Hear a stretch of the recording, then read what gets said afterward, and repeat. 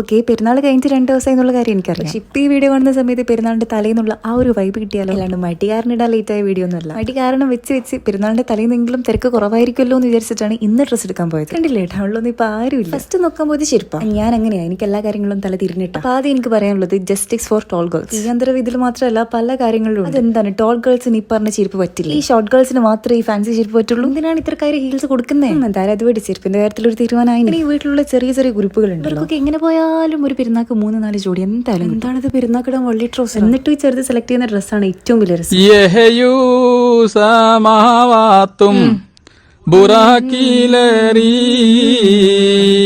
കാര്യങ്ങൾ ആദ്യം സൂചിപ്പിച്ചല്ലോ. Dress trial നോക്കിയപ്പോൾ ഷോപ്പ് മൊത്തം ട്രയൽ റൂം വെയിറ്റ് ചെയ്തിരിക്കുന്ന ആൾക്കാരെ ക്യൂ ഉണ്ടെന്ന് പറഞ്ഞു. അതുകൊണ്ട് ട്രയൽ ചെയ്യാൻ വേണ്ടി നേരെ സ്റ്റോർ റൂമിൽ ട്രയൽ ചെയ്യാൻ വേണ്ടിയിട്ട് ഗോഡൌൺ എങ്കിലും പ്രൊവൈഡ് ചെയ്തത് ആ ഷോപ്പിന്റെ ഉടമന്റെ സന്മനസ്. പക്ഷെ ഞാൻ ചെയ്തത് അവർ MRP പോലും ആഡ് ചെയ്യാത്ത ഡ്രസ്സിന്റെ കുറെ കളക്ഷൻസ് അതിന്റെ ഉള്ളിൽ ഉണ്ടായിരുന്നു. അതിന്റെ അകത്തുനിന്ന് ഡ്രസ്സ് എടുത്തിട്ട് വന്നു. അപ്പൊ പെരുന്നാക്കുള്ള ഡ്രസ്സ് ഷൂ എടുക്കാൻ പോയപ്പോൾ അവിടുന്ന് ഗോഡൌണിലേക്ക്. വീട്ടിലെത്തിയപ്പോൾ പിള്ളേർ ഫയർ വർക്കേഴ്സിന്റെ പണി. അപ്പൊ എനിക്ക് മനസ്സിലായി മാസം കണ്ടിട്ട് നാളെ പെരുന്നാളെന്നുള്ള. ഇതാണ് ഈ ഒരു വൈബാണ് മെയിൻ ആയിട്ട് വേണ്ടത്. പെരുന്നാളിന്റെ തലേ ദിവസമുള്ള ഒരു വൈബ് ഉണ്ട്. സാധാരണ ഈ വക വള്ളികളൊന്നും ഞാൻ ഏൽക്കാറില്ല. പക്ഷെ പറഞ്ഞിട്ട് കാര്യമില്ല, ഇപ്പൊ കൂട്ടി പോകാൻ വേറെ ആരും ഇല്ല. അതുകൊണ്ട് മാത്രം ഒരു ഹെയർ കട്ടും കൂടി എനിക്ക് ചൂണ്ടിക്കാണിച്ചു തന്നിട്ട് എനിക്ക് ഇതുപോലെ അടിക്കണം എന്നൊക്കെയാണ് പറഞ്ഞത്. പക്ഷെ ഞാൻ പറഞ്ഞ അതിന് എനിക്ക് മുടി മുറിക്കാൻ വേണ്ടിയിട്ട് വന്നല്ല, കംപ്ലീറ്റ് മൊട്ടടിക്കാൻ വേണ്ടിയിട്ട് വന്നത്. പക്ഷെ ചെക്കനത് സീരിയസ് ആക്കുന്ന ഞാൻ അറിഞ്ഞു. ആരെ വിളിച്ചിട്ട് മുടി മുറിക്കാൻ വേണ്ടിയിട്ട് പോകുന്നു. വേറെ വയ്യൊന്നും ഇല്ലാത്തതുകൊണ്ട് ഞാൻ അടുക്കുന്ന ചെക്കന്മാരെ കാണിച്ചിട്ട് പറഞ്ഞു, ഇതാ ഇക്കാക്കമാരെ ഇപ്പൊ കലമ്പുള്ളും മെയിൻ പോയി ഭാര്യക്കാട് എന്നെ കലമ്പണ്ടിന്ന് ടോൺ അവരെ കയറി. ഇതാണല്ലേ അപ്പൊ ഈ ന്യൂ ജനറേഷൻ.